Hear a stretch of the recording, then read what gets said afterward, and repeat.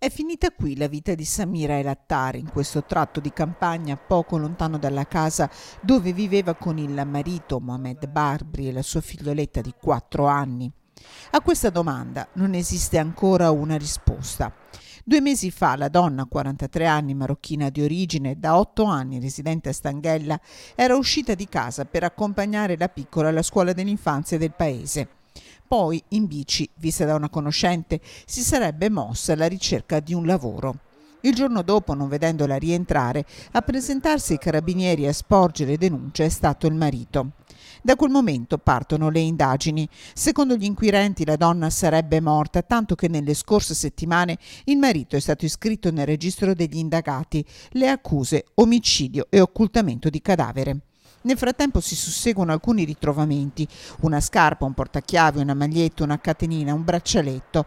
Non v'è traccia però del corpo della donna.